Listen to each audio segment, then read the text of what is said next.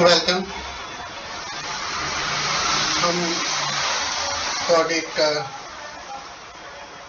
यानी कि member of phylum Chordata उनका क्लासिफिकेशन देख रहे थे। तो अभी तक हमने कॉर्डेट के अंदर कॉर्डेट्स में क्या कैरेक्टरिस्टिक पाए जाते हैं उनके बारे में बात की, और शुरुआती जो क्लासिफिकेशन है कॉर्डेट का तीनों सब फाइलम में उसकी बात की। अब हम आगे बढ़ रहे हैं और आज के इस रिवीजन लेक्चर के अंदर हम सिफेलोकॉर्डेट से लेकर के पीसीज तक का जो क्लासिफिकेशन है उसको एक बार दोबारा देखेंगे। मैं doctor Prakash Chandra Sharma, department of zoology, SPC government college Ajmer. तो जैसा आपको मैंने बताया था कि कॉर्डेट का जब आप क्लासिफिकेशन देख रहे हैं तो उसके अंदर जो सबसे महत्वपूर्ण शुरुआत में आपको एक सब फाइलम देखने को मिलेगा, दैट इज सिफेलोकॉर्डेट। ये सब फाइलम स्तर है। सिफेलो मीन्स हेड तक, और कॉर्डा यानी कि जो कॉर्ड है वो हेड तक जाती है। तो इसे कॉमनली इस सब फाइलम में जो आते हैं उन्हें हम एम्फिओक्सिस लैंसेट कहते हैं। तो हेड तक कॉर्ड जाती है। कॉर्ड कौन सी है? नोटोकॉर्ड। तो नोटोकॉर्ड इनके अंदर परसिस्टेंट होती है, थ्रू आउट द लाइफ पाई जाती है। इसके एग्जाम्पल जो है वो एम्फिओक्सिस या ब्रैंकियोस्टोमा है। तो इसके अंतर्गत वो पांचों सिनोफोमॉर्फीज, जैसा हमने बोला था कि वो पांचों सिनोफोमॉर्फीज नोटोकॉर्ड, डॉर्सल, होलो, नर्व कॉर्ड, इंडोस्टाइल, फेरिंग्स, पोस्टेनल, टेल वगैरह ये चीजें यहाँ मौजूद हैं। हीकल ने सबसे पहले 1866 में सिफेलोकॉर्डेट को सब फाइलम के रूप में स्थापित किया था। अगर हम इस सब फाइलम के अंतर्गत आने वाले एनिमल की कैरेक्टरिस्टिक के बारे में देखें तो ये सेगमेंटेड होते हैं, मराइन एनिमल होते हैं जिनकी इलोंगेटेड बॉडी होती है। Notochord through out the length extend करती है हेड टू टेल और परसिस्ट करती है थ्रू आउट द लाइफ। इसके मेंबर्स बहुत स्मॉल होते हैं और इस कारण से फॉसिलाइज नहीं हो पाते, तो ज्यादा हमें इनके फॉसिल रिकॉर्ड नहीं मिलते। हालांकि कुछ फॉसिल रिकॉर्ड इनके जरूर अवेलेबल हैं, जैसे मिडिल कैम्ब्रियन पीरियड में से मिले जो बर्गीज सेल्स हैं ब्रिटिश कोलंबिया में, उसमें पिकाइया के फॉसिल्स मौजूद हैं। पिकाइया जो है वो एक सिफेलोकॉर्डेट है। इसी तरह यूनान प्रोविंस के अंदर यूनानोजोन जो फॉसिल मिले हैं साउथ चाइना में, वो भी सिफेलोकॉर्डेट लीनिएज से बिलोंग करते हैं। तो सिफेलोकॉर्डेट करीब 700 से 650 मिलियन ईयर अगो जो रेस्ट ऑफ द कॉर्डेट हैं उनसे सेपरेट हुए। सिफेलोकॉर्डेट के अंदर जो क्लास है दैट इज लेप्टोकार्डी। इसी लेप्टोकार्डी की सिस्टर क्लेड के रूप में पिकाइया मौजूद था, जिसके बारे में हमने बात किया। और आगे हम देखें इसके अंदर तो यहाँ पर हमें ब्रैंकियोस्टोमी फॉर्मिस मिलेंगे, जिसके अंदर ब्रैंकियोस्टोमा, एसिमिट्रॉन वगैरह एनिमल्स मौजूद हैं। एम्फिओक्सिफॉर्मिस या ब्रैंकियोस्टोमी फॉर्मिस जो है वो ऑर्डर स्तर का है। आगे हम बढ़ रहे, तो अब हम इससे पहले एक चीज और देख लीजिए, इसकी फीडिंग हैबिट के बारे में मैं थोड़ा सा बता देता हूँ। जो सिफेलोकॉर्डेट्स होते हैं वो फिल्टर फीडर्स होते हैं। इनके अंदर ओरल फूड मौजूद होता है, जिसके साथ में बक्कल सिराई मौजूद होती हैं जो कि फीडिंग में असिस्ट करती हैं। इनके अंदर स्पेशलाइज्ड व्हील ऑर्गन भी मौजूद होते हैं जो कि माउथ और फेरिंग्स की जगह पर होते हैं। तो ये व्हील ऑर्गन जो है वो रिजेंबल करते हैं, जैसे इनके ऊपर जो सीलिया होता है ये खुद मूव नहीं करते, लेकिन जो सीलिया मूव करता है ऐसे मूव करता है जैसे कि एक टर्निंग व्हील मूव कर रहा हो, और इसके माध्यम से ये फूड का ट्रांसपोर्ट करते हैं। तो इससे पीछे की तरफ एक और स्ट्रक्चर होता है जो व्हीलम कहलाता है, जो कि इंटरनल फिल्टर के तौर पे काम करता है। फूड जो कि फेरिंग में पहुंचता है उससे पहले एक फिल्टर के तौर पे काम करता है। तो ये आपको मैंने बताया सेफेलोपोडेट के बारे में। अगला हम जो देख रहे हैं group, that is called Tunicata. जैसे आपको मालूम है कि सेफेलोपोडेट का जो सिस्टर क्लैड है ऑल्फैक्टोर, ऑल्फैक्टोर के अंदर वर्टिब्रेट्स और ट्यूनिकेट्स आते हैं। तो सबसे पहले हम ट्यूनिकेटा की बात करेंगे। ट्यूनिकेटा में एक्चुअली जो मेंबर्स आते हैं हम उन्हें ट्यूनिकेट कहते हैं। तो ट्यूनिकेट के अंदर जो ये मेंबर हैं ये मराइन है, सब फाइलम है ट्यूनिकेटा। इनके अंदर आपको डोर्सल नर्व कॉर्ड दिखाई देगी, नोटोकॉर्ड दिखाई देगी। इनको यूरोकॉर्डेटा भी कहा जाता है। जो पहले इसका जो नाम था इस सब फाइलम का वो यूरोकॉर्डेटा था। अभी भी हम इसके लिए कई बार यूरोकॉर्डेट शब्द का इस्तेमाल करते हैं, लेकिन सही नाम इसका ट्यूनिकेटा है। एकमात्र ये ऐसे कॉर्डेट हैं जिनके अंदर मायोमेरिक सेगमेंटेशन सिवाय सीरिएशन ऑफ गिल स्लिट के कहीं उपस्थित नहीं रहता है। तो आप इस सब फाइलम ट्यूनिकेटा को देखेंगे तो सबसे पहले लेमार्क ने इसको स्थापित किया था 1816 में। इसके अंदर 5 मुख्य क्लेड्स हैं जिनमें से 3 क्लासेस हैं। पहली क्लास है एसिडिएसिया। ये एक आजकल इसको पैराफाइलेटिक असेंबलीज माना जाता है, लेकिन प्रमुख क्लास है इसकी। दूसरी थैलिएसिया और तीसरी है एपेंडिकुलेरिया या लार्वेसिया। इसके अलावा कुछ और एनिमल इसके स्टॉक पे मौजूद हैं, उनकी हम बात अभी नहीं करेंगे, जैसे यर्नेमिया वगैरह। तो जो ट्यूनिकेट्स होते हैं वो जनरली आप इसके अंदर सॉलिटरी इंडिविजुअल्स देखेंगे, और कुछ के अंदर आप इस कॉलोनियल भी देखेंगे जिनमें जो एनिमल होता है वो जॉइड कहलाता है। यहाँ पर भी आपको मरीन एनिमल में फिल्टर फीडिंग देखने को मिलेगी, और एक वाटर फिल्ड सेक लाइक बॉडी स्ट्रक्चर मिलेगा जिसके साथ में 2 ओपनिंग होंगी जिन्हें हम साइफन कहते हैं। ये सारी चीजें आप पहले भी जान चुके हैं, मैं कल आपको बता चुका हूँ। इसके अंदर सैल्पिड्स, लार्वेसियंस, डोलियोलिड्स, पायरोसोमिड्स, ये सारे के सारे एनिमल्स इसके अंदर आते हैं।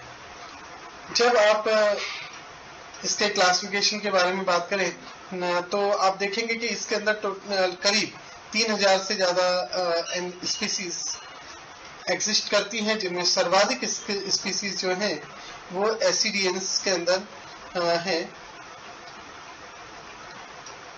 एसिडियंस को अगर आप देखें तो एसिडिया जो क्लास है जिसको हमने कहा अभी कि ये एक इसमें जो एनिमल्स होते हैं इनको हम कहते हैं सी स्कट्स। मराइन एनिमल होते हैं, फिल्टर फीडर होते हैं, और सबसे बड़ी बात है इनके चारों तरफ एक टफ आउटर ट्यूनिक मौजूद होती है पॉलीसेकेराइड की बनी हुई। इसके अंदर 3 प्रमुख ऑर्डर्स हैं, एप्लाउसोब्रैंकिया, फ्लेबोब्रैंकिया और स्टोलिडोब्रैंकिया।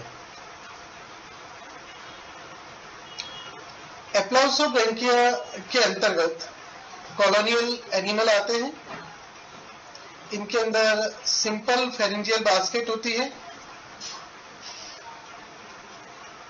इनके अंदर जो पोस्टीरियर पार्ट ऑफ एब्डोमेन में है उसमें हार्ट, गोनाड मौजूद होगा, और जो कि बाकी की तुलना में थोड़े से बड़े आकार के होते हैं। इसके अंदर क्लेवेरिना, नेप्थेइस, क्लिटेला, डेडिनम, लिसोक्लिनम, इसके अलावा आर्किडिस्टोमा, एक्सोस्टोमा, एप्लीडियोप्सिस, पॉलीक्लिनियला, कॉन्डोमिनियम, विट्रम, ये कुछ प्रमुख जीनस हैं जो इसके अंदर पाए जाते हैं। सेकंड जो ऑर्डर है इसका, दैट इज कॉल्ड फ्लेवोब्रैंकिया। फ्लेवोब्रैंकिया में जो सबसे इंपॉर्टेंट मेंबर है जिसके बारे में आप पढ़ते हैं वो है एसिडिया। कई बार एसिडिया के लिए जो ऑर्डर है उसका नाम इंटेरोगोना लिखा जाता है, यहाँ हम फ्लेवोब्रैंकिया है। इसके अंदर जो प्रमुख फैमिली है वो एसिडियेडी है, सियोनिडी है, डायजोनिडी है, पेरोफोरिडी है फैमिली इसके अंदर, जिसमें एसिडिया जो है एसिडियेडी फैमिली में आता है। इसके मेंबर्स को आप अगर देखेंगे, कॉलोनियल और सॉलिटरी दोनों प्रकार के एनिमल मिलेंगे, और जो फेरिंजियल बास्केट है उसमें लॉन्जिट्यूडनल वेसल्स देखने को मिलेंगी। तो ये इसकी प्रमुख बात है। इसके अलावा तीसरा जो ऑर्डर है वो है स्टोलिडोब्रैंकिया। स्टोलिडोब्रैंकिया भी एसिडिएसिया का ऑर्डर है। इसमें भी दोनों कॉलोनियल और सॉलिटरी एनिमल्स देखने को मिलेंगे। इसके अंदर फोल्डेड फेरिंजियल बास्केट मौजूद होती है, ये जो कि इसे बाकी सभी से जो एसिडिएसियंस हैं उनसे अलग करती है। तो इसके अंदर फोल्डेड बास्केट मौजूद होती है। इसके अंदर एक और खास बात है कि एब्डोमेन कंप्लीटली एब्सेंट होता है। तो इसके अंदर जो एब्डोमिनल ऑर्गन है वो भी फेरिंजियल बास्केट के एक किनारे की तरफ मौजूद होते हैं। और अगर आप इसके मेंबर्स की बात करेंगे तो डेंड्रोडोआ इसका प्रमुख मेंबर है, याद रखिए, डेंड्रोडोआ। इसके अलावा मोलगुला इंपॉर्टेंट मेंबर है इसके अंदर। तो ये हमने बात की एसिडिएसिया की। इसके बाद में जो दूसरा क्लास है वो है थैलिएसिया। थैलिएसिया क्लास के अंतर्गत अगेन ट्यूनिकेट्स आते हैं। ये पिलेजिक होते हैं, फ्री फ्लोटिंग होते हैं। पूरे लाइफ स्पैन के दौरान ये फ्री फ्लोटिंग आपको देखने को मिलेंगे। इनके अंदर कॉम्प्लेक्स लाइफ साइकिल मिलती है जिसमें आपको सॉलिटरी और कॉलोनियल दोनों तरह के फॉर्म मिलेंगे। इसका प्रमुख एग्जांपल आपने पायरोसोमा के रूप में देखा होगा। 3 इसके ऑर्डर हैं, पायरोसोमिडा, साल्पिडा और डोलियोलिडा, जिसमें पायरोसोमिडा में पायरोसोमा, साल्पिडा में साल्पा और डोलियोलिडा में डोलिनम आता है। अगर आप पायरोसोमिड्स की बात करें तो ये ओपन जो सी है, वार्म सीज हैं, उनकी अपर लेयर में जनरली पाए जाते हैं। ये सिलेंड्रिकल और कॉनिकल शेप के होते हैं। कॉलोनीज होती हैं जो कई बार 18 मीटर तक लंबी कॉलोनी होती हैं। और प्रत्येक जो इनका मेंबर है उसको हम जॉइड कहते हैं। प्रत्येक जो मेंबर है वो एक्चुअली एक प्लैंक्टोनिक होता है, यानी कि इनका जो मूवमेंट है वो लार्जली कंट्रोल होता है करंट के माध्यम से। इनके अंदर बायोल्यूमिनेसेंस भी मौजूद होता है। फीडिंग इनके अंदर फिल्ट्रेशन के माध्यम से ही होती है। दूसरा ग्रुप है जिसको हमने बोला साल्पिडा। ये इसमें साल्पा जैसे एनिमल आते हैं, ये बैरल शेप्ड होते हैं, प्लैंक्टिक ट्यूनिकेट्स हैं ये। इनके अंदर जो मूवमेंट होता है वो कॉन्ट्रैक्शन के माध्यम से होता है, जिसके अंतर्गत ये वाटर को अपनी जिलेटिनस बॉडी के अंदर भरते हैं और उसके बाद उसे बाहर की तरफ निकालते हैं जेट प्रोपल्सन जैसी स्थिति से, और ये आगे बढ़ता है। इनमें भी फिल्टर फीडिंग मौजूद होती है। तीसरा जो ग्रुप है इसका वो है डोलियोलिडा। डोलियोलिड्स के अंतर्गत इनकी बॉडी स्मॉल होती है, ये भी बैरल शेप बॉडी होती है इनकी। इनमें भी दो बड़े साइफन्स मौजूद होते हैं, एक फ्रंट एंड की तरफ, एक बैक एंड की तरफ, और साथ ही साथ इनके अंदर बैरल बैंड्स मौजूद होते हैं। 8 और 9 सर्कुलर मसल स्ट्रेंथ्स मिलेंगी इनके अंदर। डोलियोलम इसका प्रमुख उदाहरण है। ये फिल्टर फीडर होते हैं।